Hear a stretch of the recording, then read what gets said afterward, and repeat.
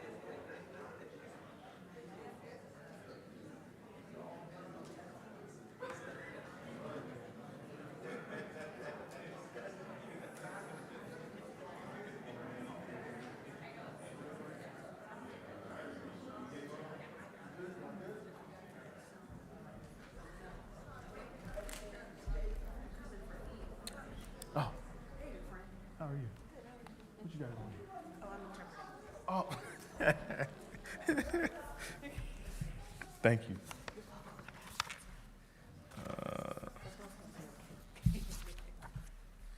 Intro.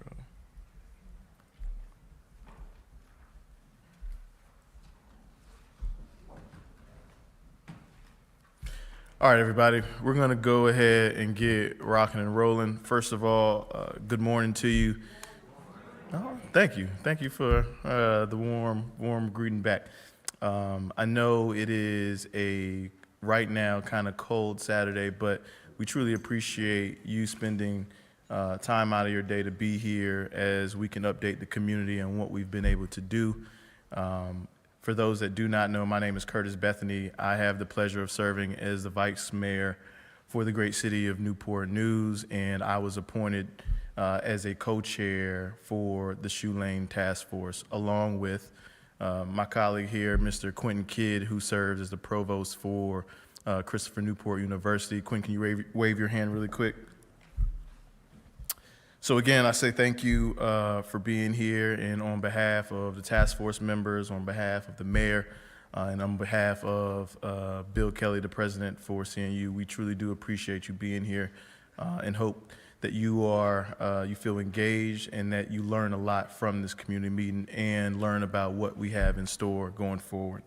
So that being said, the history of Shoe Lane, the history of the story of Shoe Lane community runs deep for many of us here today, and those who are not here today as well.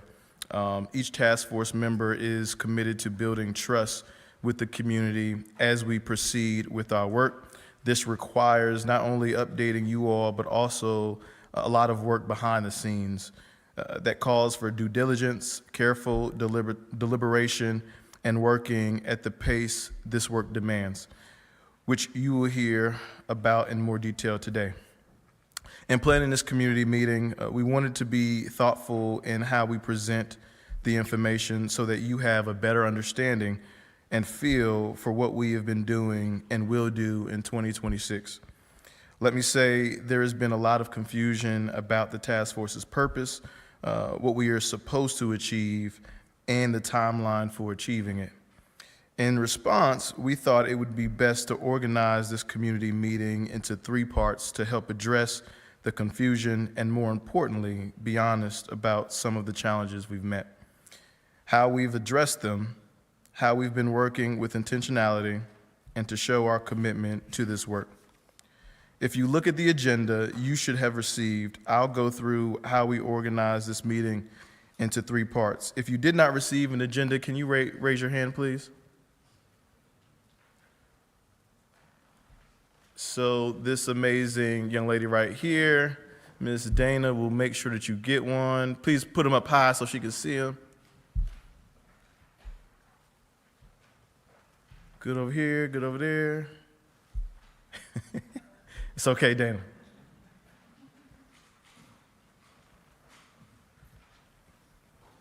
All right, as you get that, for the first part of this meeting, my colleagues and I will share more details about the task force, including how it was created, who serves on it, and its charge and authority. When I mention charge and authority, I really mean what we were assigned to do and what we can do legally. For the second part of the meeting, we'll share what the task force has learned from its extensive research on the removal of the historic Shoe Lane community and the establishment and expansion of Christopher Newport University's campus. I cannot stress enough how foundational this research has been to the task force's work because it provides the actual documentation we need to understand what happened historically. This research has also informed how the task force must approach our work. We'll also hear from some task force members about our work plan to meet this charge, including drafting a report and recommendations to submit to the City Council, the university, and the state of Virginia. You also hear how we have progressed on our plan to date. For the third part of this meeting, we will have 3 optional breakout sessions where you all can participate in facilitated discussions and share your thoughts. The task force will use your insights and feedback to inform our work going forward. There will be opportunities for people to ask questions, but we will not have an open question and answer session. The breakout sessions will happen at the end of the community meeting. Now, before I introduce my fellow task force members, I want to share some information to help the community better understand the task force's purpose. We'll do this in a few times today to make sure we set the proper context for our work and our commitment to it. The creation of this task force came about after a groundbreaking article by local journalist Brandy Kellum, who is here today. Oh, there you go. Wave your hand, Brandy. Brandy's article led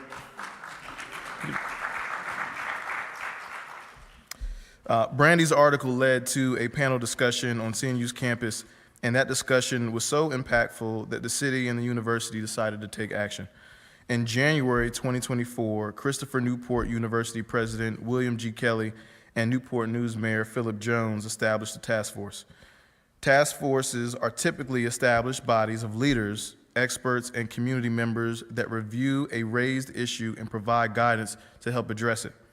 This means that a task force shares guidance such as recommendations with organizations and governments. But a task force cannot require or force an organization or government to accept and implement the proposed recommendations or guidance. In our case, President Kelly and Mayor Jones established a task force to provide recommendations on how the community can be more fully served based on the task force's independent assessment of the historical actions that displaced families from Shoe Lane in order to expand the university. This directive is part of the task force's charge, which is an instruction on the task force's responsibilities. And in meeting this charge, I want to be clear, our assessment cannot be influenced by the state of Virginia, the university, or city council. Our task force members, Regina Brayboy and Joni Ivey, will walk us through the task force's charge and authority in greater detail, including showing the charge on the screen for everyone to read. Before they come up in a few minutes, I want to mention that although the charge states that the task force will implement recommendations, the task force actually lacks the authority to do so. Only the city council, the state of Virginia, and the university have that authority. The other thing is, yes, we can receive resources from the city council and the university, but that said, we remain an independent body, ensuring that we remain objective when drafting the report and issuing recommendations. We solely based these recommendations on the findings from our research, interviews, and other work.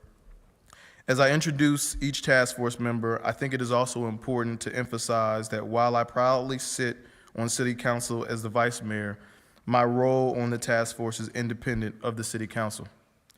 The same goes for both of my colleagues, Councilman Cleon Long and Councilman Marcellus Harris, who I'll introduce in a few minutes, along with the provost and Mr. Vidal.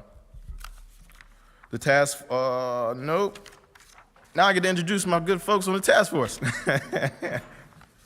And I got my stuff jumbled up, but it's, again, I'm Curtis Bethany. I'm the co-chair of the task force, but I also serve as the vice mayor for the city. We also have Mr. Quentin Kidd, who serves as our co-chair of the task force, and also serves as the provost and executive vice president at Christopher Newport University. Wave your hand again, Quentin, just to make sure people that came in the back. We also have Ms. Regina Brayboy. She is a task force member that is experienced in senior executive and thought leadership, who advances the development of partnerships between corporations, nonprofits, philanthropy, and public sector entities to advance the health, wellness, economic, and cultural vitality of individuals, communities, and institutions. Wave your hand real quick, Regina. Next up, we have Mr. Vidal Dickerson, whose career spans 26 years in diversity, equity, and inclusion work in higher education, medical education, and nonprofit organizations, where he has coordinated community relations programs. Vidal, can you wave your hand really quick? Thank you, sir. Next up, we have Ms. Joni Ivey. Ms. Joni is a veteran political operative who has worked in Virginia politics for decades. Miss Ivy retired in 2017, but we know Miss Joni is not fully retired as the Chief of Staff for Congressman Bobby Scott after 40 years of combined service in his House of Delegates, Virginia Senate, and U.S. House of Representatives. Next up, we have Councilman Cleon Long, who was elected in November of 2022 and serves the citizens of the Central District. Joni, I'm sorry, wave your hand real quick. I forgot to do that. And Councilman Long, can you also wave your hand? And also, Councilman Marcellus Harris, who has been leading our efforts in engaging the families. Can you wave your hand, sir? And that being said, next up, we have Ms. Joni and Regina, who are going to speak to the charge and get us started.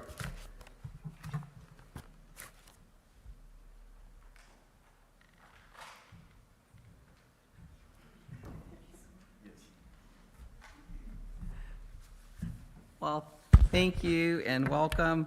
I want to say, first of all, this is a beautiful facility, so I want to thank the church for having us here. And I've always wanted to do this. First of all, you all could have been anywhere, but you chose to be here. And since we're in a church, I thought you ought to look at your neighbor and thank them for being here. I always wanted to do that. So look at your neighbor and thank them for being here. Okay. Yeah. This is such an important topic, and I wish we could have filled the pews in the balcony with folks to be here. So when this task force was created by Mayor Philip Jones and Christopher Newport University President William Kelly in early 2024, we were given a clear and vital charge. I read verbatim from that charge. We charged the task force with researching the removal of the historic Shoe Lane community and the expansion of the campus of Christopher Newport University. You will assess the circumstances that led to those decisions and their impact. We charge you to approach this work with integrity, diligence, and open minds. Your work has the potential to serve as a model for our Commonwealth and the nation at large for how institutions and cities can preserve and address the past while charting a path toward a just and inclusive future that includes voices of all vested parties.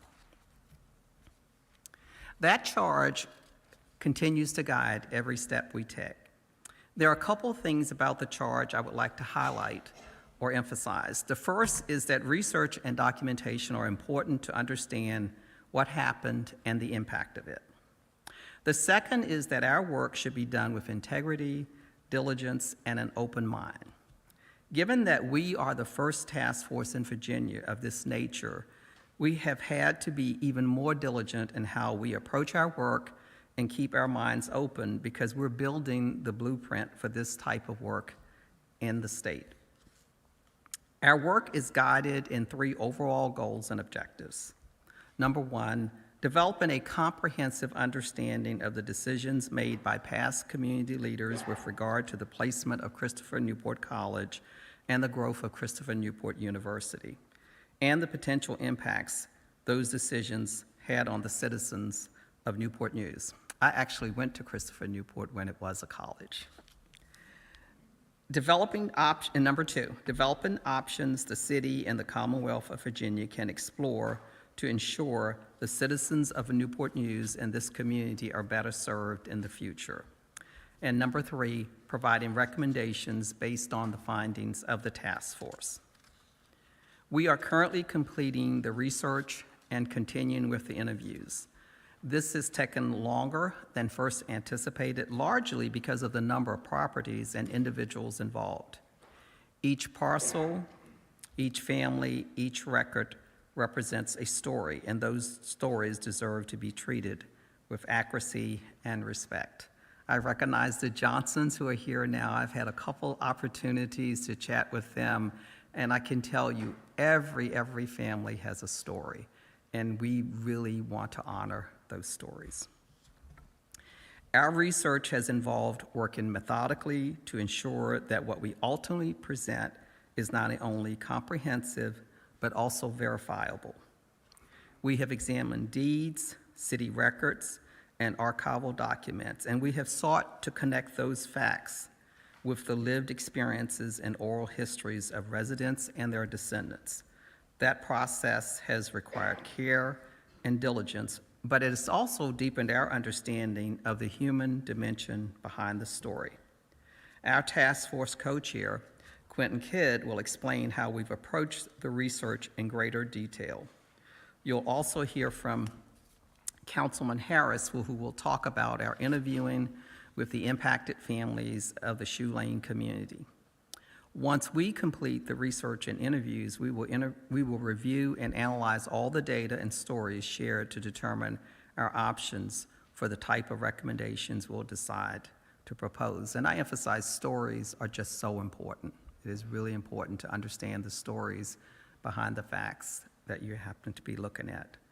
As we move toward phase 2 recommendations, our focus will turn to translating this research into concrete findings and options. We will then propose recommendations which we will present and submit to the city, the university, and the state. And while the initial charge envisions an implementation phase, it is important to note, as Curtis said, that the task force itself was not established with authority to implement policies or programs. For example, legislative authority resides with the General Assembly and the City Council and not with the task force. So the task force could not implement a recommendation that requires a bill to be passed, as an example. But our responsibility is very important. Our responsibility is to lay a clear, credible foundation on which others, namely the city and the university, can decide what form implementation should take. That next structure and the leadership it requires will be critical to ensuring that this work moves from acknowledgement to action. In that sense, our role has been to prepare the ground, to ensure that what follows is informed by truth, transparency, and respect for all who were affected. The decisions about how best to act on those findings rightly rest with those who have the authority and resources to make them real, which are the city, the state, and the university. I want to be clear that this careful pace is not hesitation, it's diligence. We have approached this assignment with the seriousness it deserves. Our goal is not speed, but accuracy and healing. In the coming months, as we complete phase 1 and begin drafting recommendations, we will continue to engage this community, to listen, to share what we've learned, and to ensure that the path forward honors both history and humanity. Thank you so much for your patience, for your partnership, and for your trust as we move through this important work together. Thank you.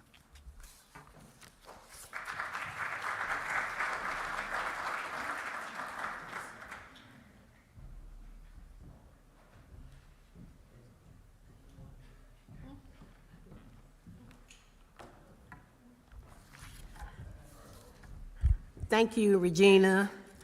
Good morning, everybody. Let me say from the beginning, when the Vice Mayor called to ask me to serve on this task force, I first told him, I said, Mr. Vice Mayor, I have to think about it, because in retirement, I was not trying to take on another task force, another board, or anything.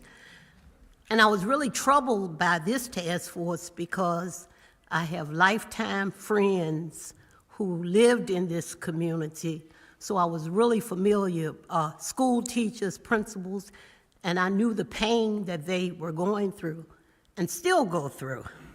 But nonetheless, I said yes, and I hope that through this deliberation that we will see something that comes about for this task force. I've enjoyed it. We've been looking at the history, and it's been a learning process for all of us. I just want to say, like Regina and the task force members, I'm honored to serve on the task force.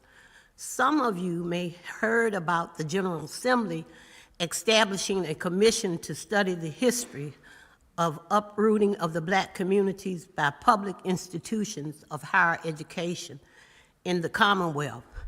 This is a state commission to which I was appointed to serve, in addition to the Shoe Lane Joint Task Force. And let me say, I didn't ask to be appointed on the state commission either. I was voluntold, so I'm serving on that too. In fact, our task force was established first. The groundbreaking articles that Brandy Kellum wrote and the actions of President Kelly and Mayor Jones garnered the attention of the General Assembly and were key reasons for the Commission's approval in the Virginia budget in May 2024. The purpose of the Commission is to study and determine whether any public institution of higher education has purchased, expropriated, or otherwise taken possession of property owned by any individual or entity within the boundaries of a community in which a majority of the residents are Black, in order to establish or expand the institution's campus, and whether and what form of compensation or relief would be appropriate for any individual described in the legislation or any of its lineal descendants. Why I share this with you is because in addition to the task force being independent of the university and the city council, it is also independent of the state commission. As I said, we were created before the state commission. And while I serve on both the task force and the state commission, I remain independent on both. This means I am not required to report to the task force on the state commission's work and vice versa. But it is helpful to know what each of us is doing, and sometimes I share when appropriate. Also, the task force cannot, as its own established body or through me, tell the state commission how to do its work. And the state commission does not have the authority to tell the task force how to do its work. One other point I will mention is that the commission reports to the General Assembly, and from the very beginning of its establishment, the State Commission has received dedicated funds and resources in Virginia's budget to carry out our work. This is not the case for the task force. We have not received resources from the General Assembly, and our charge does not come from it. Our charge has come from the mayor and the CNU president. So when you hear about the State Commission's work, know that it is separate from the task force, although our missions are very similar. I will say the State Commission is very interested in receiving the recommendations this task force will issue next year. If you have questions about the State Commission's work or how to follow what we're doing, I am happy to talk to you after the meeting. Thank you all for coming out this morning for our presentation.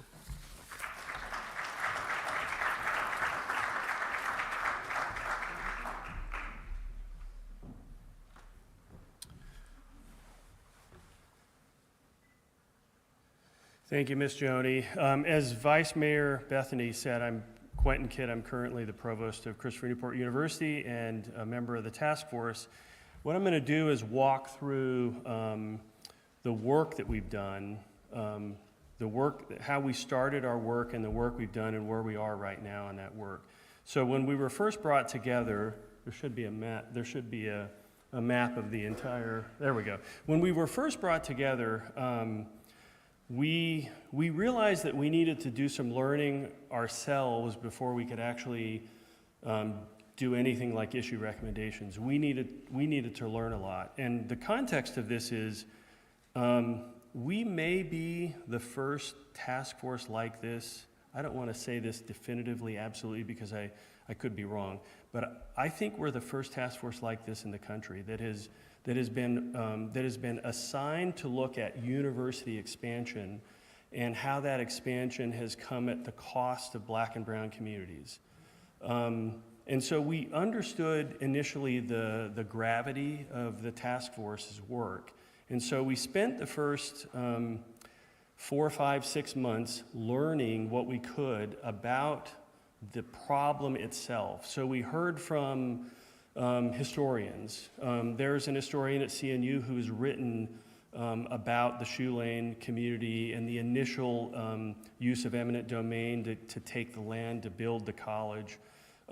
We heard from an historian that has a lot of practice and work in oral history and recording the stories of people. We heard from sociologists and anthropologists who had expertise in these areas. We heard from people who had expertise in redlining and the effects of it. So we needed to learn initially, and so we spent the first half of our time learning. And then what we realized is, in the process of learning, that there were far more pieces of property involved in the expansion of the university than we had initially understood. So I have this map up here. This is the initial boundary of what was 50 Shoe Lane.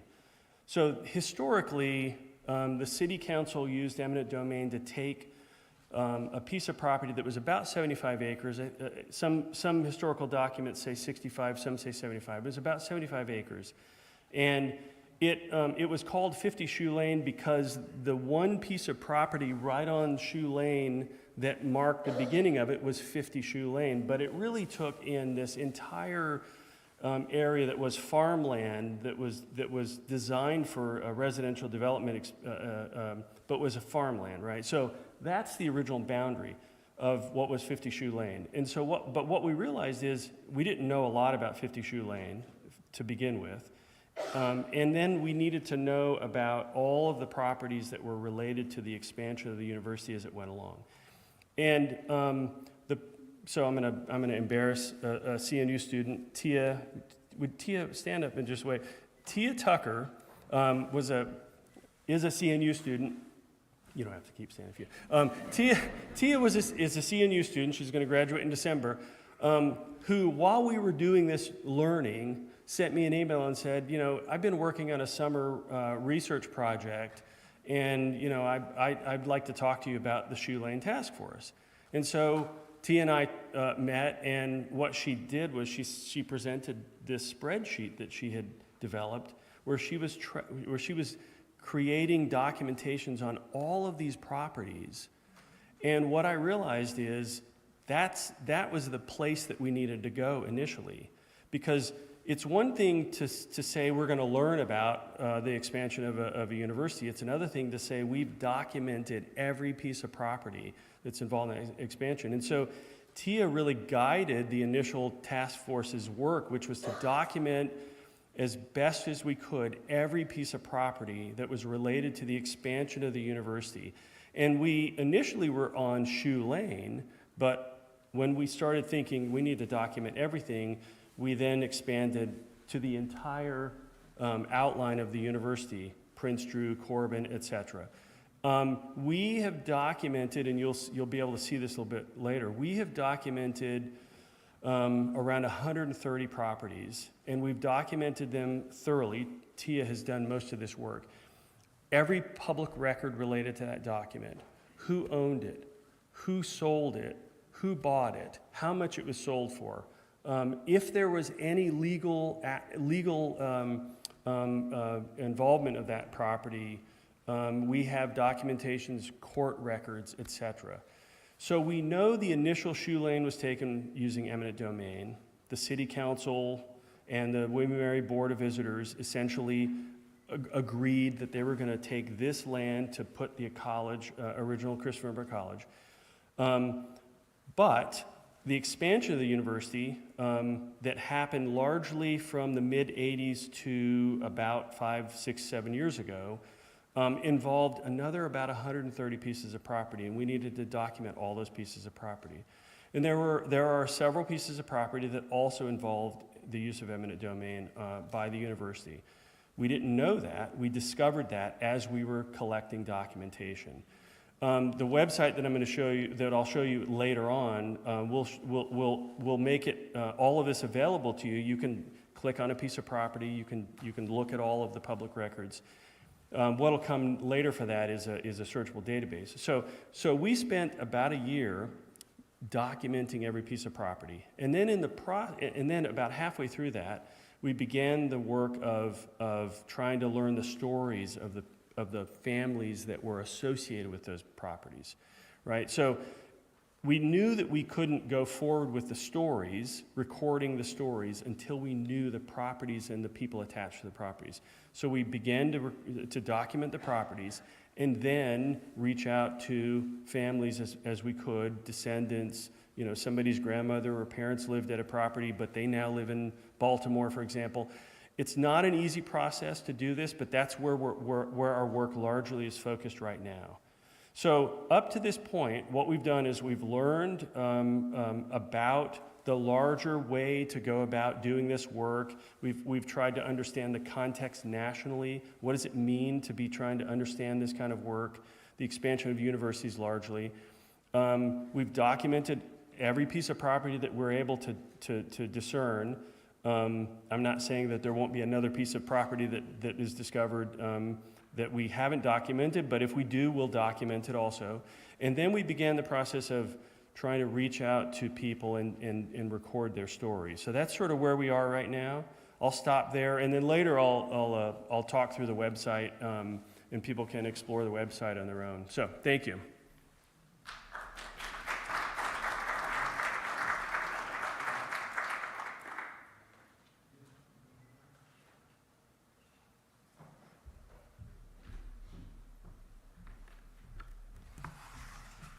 Good morning. My name is Cleon Long. You may know me from serving on Newport News City Council, but like Curtis mentioned in the beginning, I'm serving independently from City Council as just a task force member. This part of the presentation, I'll be working along with my colleague Vidal Dickerson, and we'll present here. I want to first start off by saying thank you to Quinn to kind of lay out what we've been doing, the research that we've been working on, and how we will continue working on the research of learning about the families that were displaced by the college. Now, I'll be honest that this work has not been easy. It's been really tough. I think maybe Quinn had mentioned it, that this is the first body in Virginia to take on this task, that we will be examining how families were displaced by a college. We'll identify options to more fully serve the affected community going forward, and we'll issue recommendations that the city, university, and state decide to implement will result in real meaningful change for our community. Now, our task force refuses to issue recommendations that are performative and carry no teeth, because we know that this will deepen distrust. Our intention is to build trust that has been historically eroded by doing the work required to meet the change with diligence and care. And as the first established body doing this type of work in Virginia, the reality is, I heard Regina say, we are building this blueprint, and we're building a plane as we fly it. And at the same time, our task force has been committed to turning any challenge we face into opportunity to make us better in doing the work, and in turn, making our work better. One major challenge we faced once President Kelly and Mayor Jones appointed us was understanding what happened and documenting it. Many community members lived it or received the stories passed down, but contradiction did still exist. I grew up here in Newport News. My mother had classmates that lived in the area. I heard stories as a kid, but I didn't understand all of the details. As you know, when you're a kid, you're listening in, what they say, ear hustling, but you don't really get to understand the full picture. So I even had heard stories. So understanding what happened, aligning on it, and documenting have been a priority. As Quentin mentioned in his presentation, our research found that more people than we thought were directly affected by the displacement. If we hadn't done this research first, how we work and the recommendations we will propose wouldn't be grounded in anything. Our recommendations will be seen by you all and other community members as another way to uproot our community and create more distrust and frustration. What has historically transpired has already cut deep, and no one on our task force wanted to deepen those wounds. So it was really important that we get it right, so to speak. And as Quentin shared, it took significant time to figure out what research was needed, how to conduct it, who would conduct it, and how we would support this work with resources. We needed to approach this work carefully to maintain integrity and truth. If we rushed this part of the process and conducted it without due diligence, our integrity and respect for this community would be compromised. While the research will continue, the work completed so far has put us in a good position to determine how to move forward. This is because we now have a cleaner context for the work the task force must complete, including the time, capacity, and resources needed to release a report and issue recommendations. So Vidal, my fellow task force member, and I thought would be most helpful, is to present a summary of our work plan so you all have an idea of what the task force is doing and moving forward from start to finish. Again, as we engage in the work, things will continue to unfold, creating surprises and challenges. But as I said before, our aim is to make sure our work honors this community, and so we will meet each challenge head on. At this time, I'll turn it over to Vidal Dickerson as this part.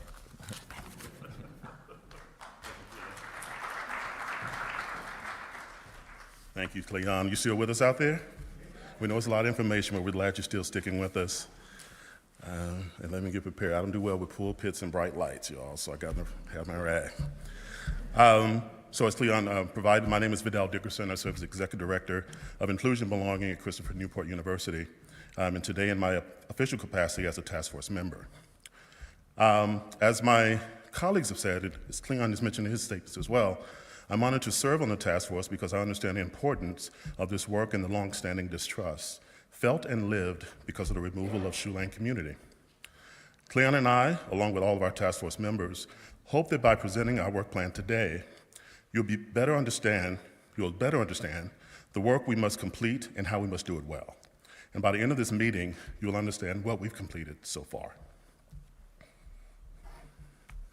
In presenting the work plan, Cleon and I have organized it into 3 parts. The first is research and interviewing. Second is community engagement. The third is report and recommendations. We won't spend as much time on research and interviewing because Quinn has already gone through much of it, and we will have Councilman Harris talk about the interview process in greater detail, including what we've done to date. But under research and interviewing, our plan, here's the work we must complete. Under our work, we set out to research the history and available documentation of the Shoe Lane community's displacement, including but not limited to City Council meeting minutes, ordinances and laws, CNU administrative meeting minutes, and CNU plans. The work plan has also included conducting deed research for properties directly affected. Our work plan also includes developing and publishing an interactive one-stop website for community members to access all information relevant to the task force research findings, community outreach, and recommendations. Quinn will actually unveil the website as he mentioned here today. As our work continues, the website will evolve and expand its interactive capabilities and the information shared with our community and the general public. The work plan also prioritizes interviewing the families directly affected or their descendants, which entails developing a standard interview protocol and questions, including how families want the impacts of Shoe Lane community to be addressed. Capturing family stories about what happened and the impact, including economic impact, analyzing interview information, and drafting findings to inform our recommendations. Councilman Harris will talk about the interview process in more detail. One thing I should point out is that now that we know how many families are directly impacted, we will need to build capacity to interview as many of them as possible. This will require a larger team of interviewers, resources, and more time in the first half of 2026. Our work plan also focuses on community engagement, which overlaps with the interviewing process I just mentioned. As Curtis mentioned in his welcoming remarks, the task force recognizes that we can improve how we update the community in our work. This is why we are hosting today's community meeting, to educate the public, which is also named in our work plan. The plan also includes identifying ways we can better communicate with the public about our progress and when we meet major milestones, such as the unveiling of the website, as Quinn mentioned earlier. This is a part of our agenda. As part of this effort, we strongly encourage you to participate in the breakout sessions at the end of this community meeting. The breakout sessions will be facilitated by the Virginia Center for Inclusive Communities, who've been a trusted partner and body of experts who've been serving the Virginia area we reached 90 years this year. The reason I strongly encourage you to participate is that one of the conversations the facilitators will foster is how the task force can better update the community. Everything shared will be captured in notes, and the task force will review them to inform how we better meet this aspect of the work going forward. Again, your feedback during the breakout sessions will directly inform our work, and the sessions will allow you to share your thoughts with detail and nuance. Conversations are sometimes better when people can build on ideas. As part of the work plan, we're also putting together a contact list once we identify displaced families or based on contact information provided by community members through task force engagements like this one. We plan to use this contact list in 2026 to help inform and educate community members on our ongoing process. Okay, I want to turn it over back to Cleon, who will take you through the third aspect of our work plan, the report and recommendations. Welcome Cleon back.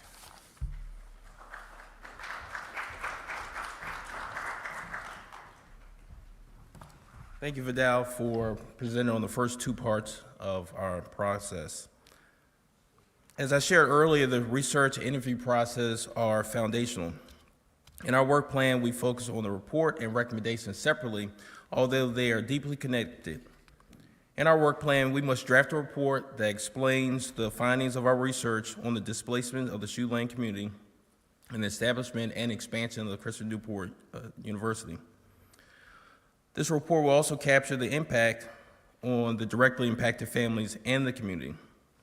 Another aspect of our work plan is to include learnings in the report that can serve as resources for the State Commission, other jurisdictions in the Commonwealth, and throughout the country on how to approach and complete this type of work. Again, as the first to do this type of work in Virginia, we know we have a lot of insights that can help others and guide them in their process. In addition to the report itself, we must propose recommendations that, as the charge says, the city, the university, and the state can explore to ensure the citizens of Newport News and the community are more fully served in the future. But I do want to re-emphasize a point that Regina made earlier. The task force does not have the authority to implement recommendations, but we will propose recommendations to the city, the university, and the state that we know are within their legal authority to implement and that strengthen the public good. What this means is we do not want to send a proposed recommendation that is dead on arrival. So none or very few are adopted. And we will do the work not to falsely set up the public's expectation. With that said, the task force cannot require the city, the university, or the state to implement anything we propose, although we hope they do. At this point, we have not started thinking about the recommendations because our priority right now is to complete our interviews over the next few months. We estimate it will take 2 to 3 months to develop the recommendations and report, and our intention is to issue them in the second half of 2026. That is unless we encounter some type of a challenge that delays our deadline. As part of our work plan, we intend to seek professional support to help draft the report and recommendations, but this professional support will not influence our recommendations presented or created by the task force. We also plan to host another public meeting to present the recommendations and final report to the community. So in summary, the task force has a work plan in 3 areas. 1, research and interview, community engagement, and then 3rd, report and recommendations. We have also had to spend some time determining the time, resources, and capacity needed to complete this work. For example, we recognize that we need to expand our interview team's capacity because it was going to take a little longer than expected because we want to make sure it yields better results and more impactful recommendations. We have a lot going on, but it's all good things that take time, due diligence, care, and deep thinking. Each task force member, including Vidal and myself, remains committed to this work. Now that you have a clearer context for our work plan and that we intend to do in 2026. I'm going to ask Quentin to come back up here to share how the task force has progress on our work plan, specifically by unveiling the website informed by our research. And then after Quentin, we're going to have Councilman Harris present on the interview process.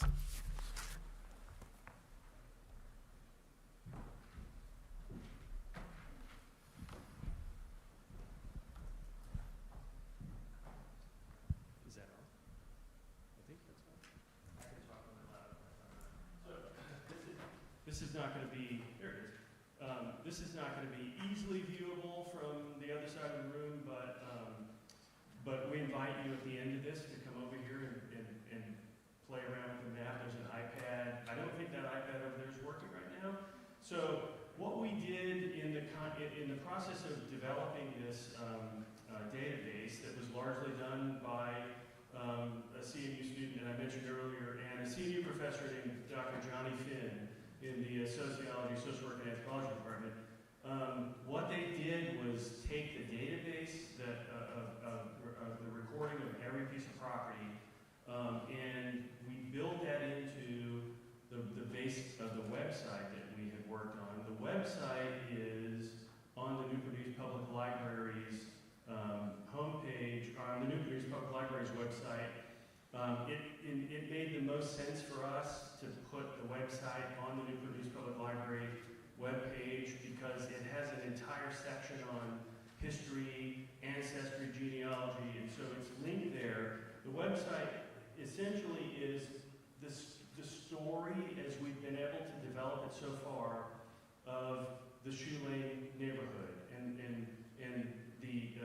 from the origins, the original decisions that were made by the city council and the board of visitors of William and Mary to take the land using eminent domain to begin to build the college, the expansion of the college. So we have a timeline of what has happened, a history of the neighborhood, documents where, like I said, we've got public records, and you'll be able to click on a piece of a parcel of land and see the public records. But we have all kinds of other documents. We went back to the William and Mary archives and got every piece of document that we could find related to the original Shoe Lane. We went back to the city's archives, got every piece of document that we could find. The city attorney's office was really helpful in helping us essentially go find all of the deed records for all of these properties. And I'll just give you a really brief kind of glimpse as to how difficult this can be. If you look at this map, and I'll try to expand it here, right? So is it possible to go back to that larger map of the, right, so if you look at the very top, Prince Drew, where it says Greek Village right now, going toward War Boulevard, that was a neighborhood that had about 45 individual homes, individual pieces of property. But at some point between the mid-60s and the 2000s, that parcel had become one as it relates to the public records. And so when we went looking, and the city attorney's office helped us with this, when we went looking, what we found is one big piece of parcel of land.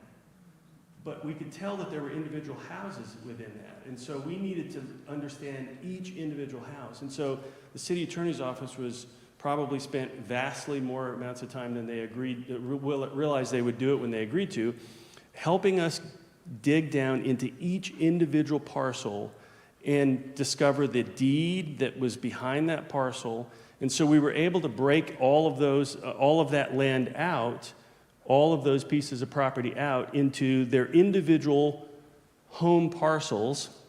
And if you click on one, the public record on that is pulled up, and you can see, that one doesn't have the kind of information I'm going to show.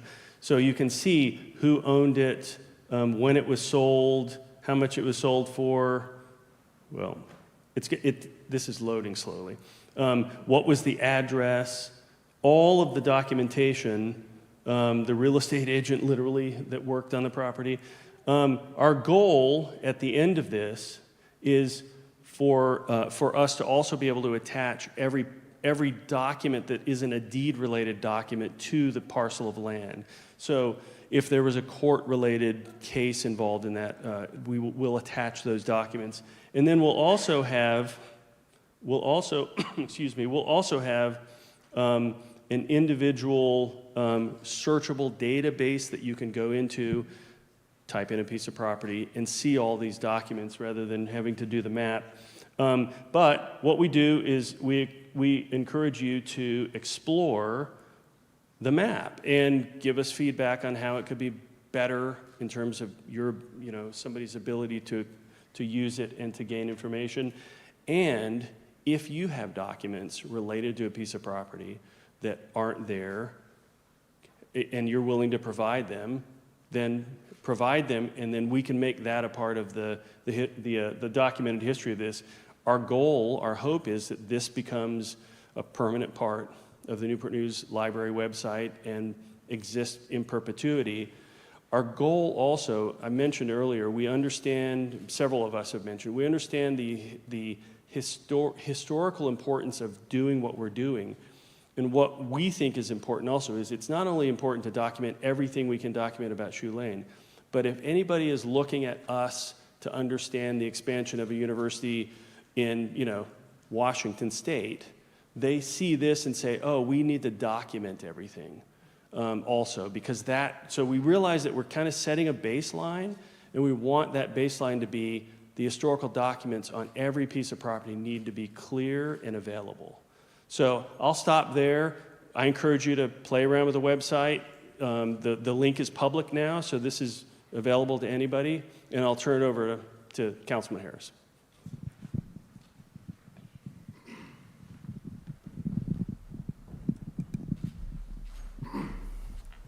Good morning. It is truly a blessing to be able to stand and be a part of this process, because in full transparency, I was a little upset when I heard about the task force being established and I wasn't a part of it. I'm not an official member of the task force. I'm a pseudo member of the task force now. And the reason being because as you hear about the stories, you hear about the data, you see the pictures, I live this story. I live this story because I grew up on the street you just heard about, right on Prince Drew and Merritt Road, in which I could go down the street and get a haircut across Warwick Boulevard. I could go to the grocery store around the corner. I could go over to the bowling alley, get me some French fries, a hot dog, and play the arcade games. But most importantly, I love what I grew up because of the family, the cohesiveness of everybody that lived in the neighborhood, the community that I was able to grow up, ride my bike around and play with my friends each and every day. So this is a very near and dear to my heart, being able to be a part of what is taking place now. And it is my hope that I can continue to reconnect with some of those families through the interview process as I sit here and share a little bit about that interview process, because it has some challenges along the road. As we started back in, I want to say the summertime, and I want to thank publicly Ms. Campbell, who has set up, I don't know if you raised your hand, Vice Mayor told everybody to raise their hand early, and she was able to set a schedule up for those that we can have those interviews with, because working full time, and I took on this task just because at first there was some reluctancy and hesitancy, which was understandable from residents that grew up or lived in this community, to meet with state, local officials who they still, some to this day, feel that there was a very hard process for them to go through, in which, and if you knew how it was living in this neighborhood, and some that still live in this neighborhood. And some of those challenges that we have incurred is trying to match schedules. I've been primarily the only one that has been doing the interviews up to this point.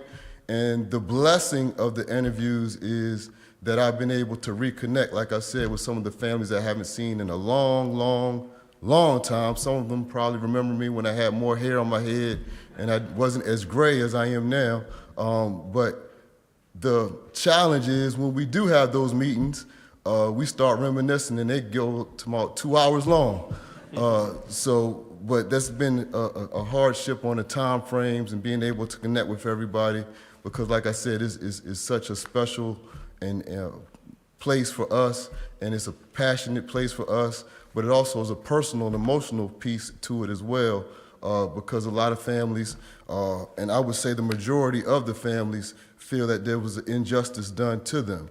And we want to make sure that we're doing all that we can to get their story, capture their story, because it's easy to look at pictures, it's easy to read about it, and I also want to publicly thank Ms. Brandy for highlighting this plight that so many have went through because it was able to bring to the forefront that story that all of us have lived. Not only did I live in this neighborhood, I grew up and worshiped in the neighborhood as my father was a pastor of the church. You can see the historical marker right there on Warwick Boulevard in front of the Freeman Center, right kind of across from where Panera is located. And I grew up in that church. And to drive down Warwick Boulevard and to see the historical marker is okay. But also it just brings back all those memories of walking back and forth to church and my father and everything that he did out of that church. And I'm grateful today we have Pastor William Spencer here, who's a current pastor of First Baptist Church Morrison, who continues to stay engaged in this process.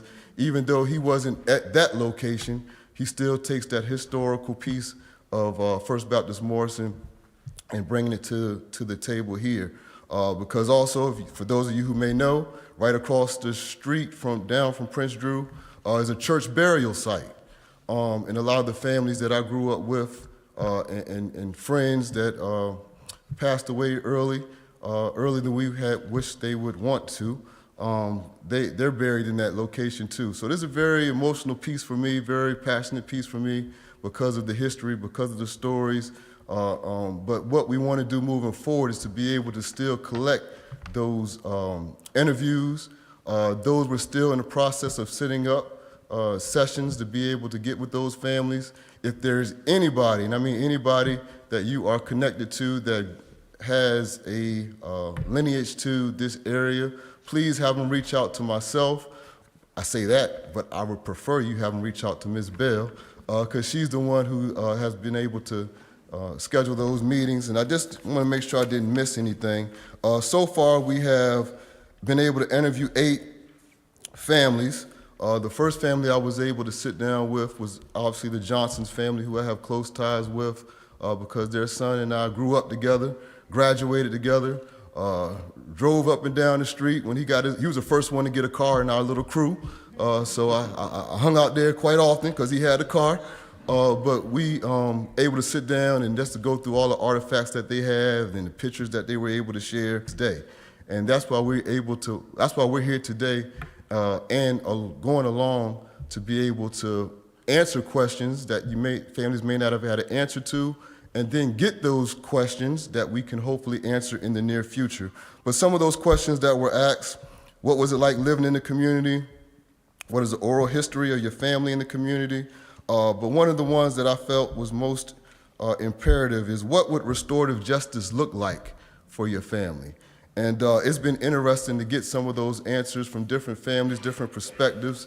And when we get those anecdotal stories and data, we want to be able to bring an informed conclusion to this and be able to have a recommendation that we could truly, thoroughly look into that could potentially be approved for those who have went through this expansion process and has impacted so many of us. So thank you for being here. To everyone that's shown up, we look forward to potentially having some more conversations like this in the near future. And once again, please, please, please, we do have, Ms. Cameron and Ms. Bell and myself, we have a list of people that we're going to be reaching out to, more so her than me, to schedule the interviews, and I'll be following up with those interviews as soon as possible. But if there is anybody else that we have forgotten, because we have about 10 or 15 that we have in the process of scheduling, but I know there's many more, And we would even hope to potentially have a day in which we could have a gathering or a community meeting such as this, where it's just myself, Ms. Bell, and we could get all the answers to your questions and be able to bring that back to the task force as well. So with that being said, I'll turn it back over to Vice Mayor Bethany.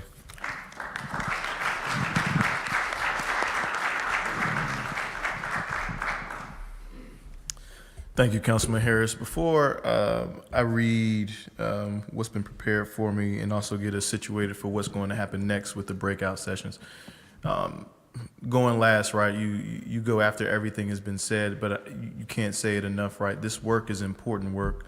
It is something that we have been intentional about because families have been impacted. So before you would want to present anything to the public, right, you want to make sure that you have all your ducks in a row and you have those facts together because this is people's lived experience, right? It doesn't matter that I'm 34 years old, right? I was nowhere thought of in the 60s. But the point is, you still have to approach this work with the sensitivity because these are people's lives. So to Councilman Harris's point, we had to be intentional. I know people who have had experiences with folks in the community who can relate to them. It made more sense for Councilman Harris to do so. And so we've been extremely appreciative of everything that he's done in regards to that outreach effort. And so we hope that you will continue to engage with us.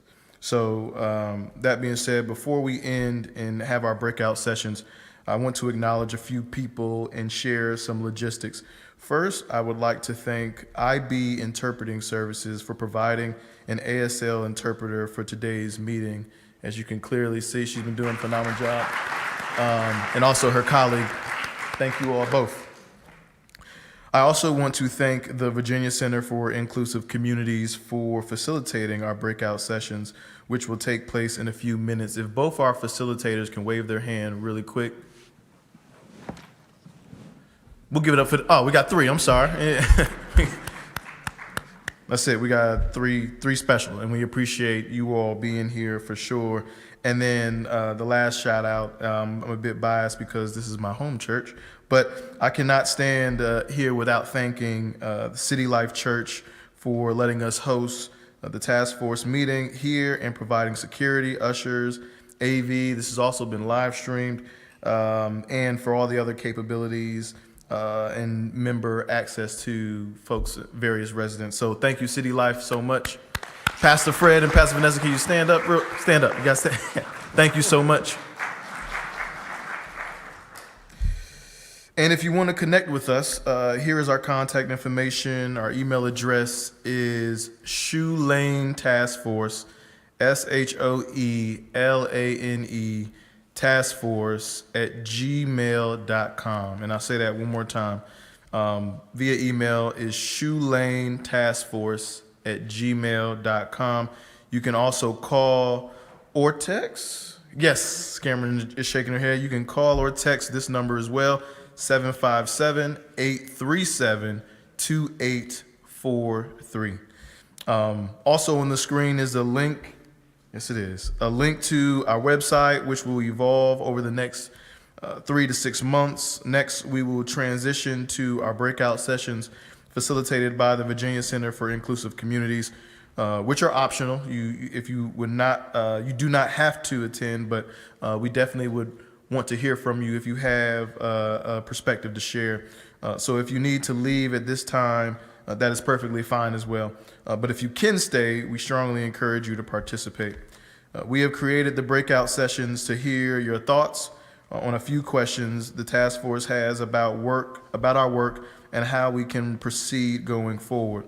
We wanted to give people the opportunity to share their thoughts in a smaller, more intimate setting to foster better conversation. There will be 3 breakout sessions. Every breakout session will cover the same topics, so you do not need to select one based on a topic. For this reason, we will assign people to breakout rooms based on where you are sitting in the sanctuary.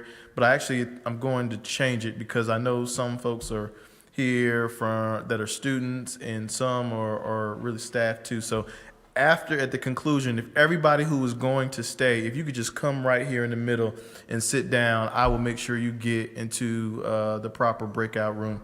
So, matter of fact, does that work? Everybody good with that? Yep. All right, there we go. In about 15 minutes, we're going to transition. If you're interested, we have set up a table with a couple of computers for you to visit the website, and of course that TV screen, which is interactive. If you need to use the restroom or take a break, now is a good time to do so. The breakout sessions will begin. I definitely left my 11:13. Let's say 11:30. Let's say 11:30. The breakout sessions are going to begin. And again, I will say that the breakout sessions are optional, but we would still love to hear from you. Our facilitators from VCIC will ask questions that the task force has put together, and we will have individuals take notes so the task force can read and discuss what was said to better inform our work. Before we end the presentation portion of the community meeting and transition to the breakout sessions, again, I want to say thank you all for being here. The task force and I are extremely grateful for you all to be here to help us as we continue this work. And I'll end there. Thank you all so much. And again, if you're gonna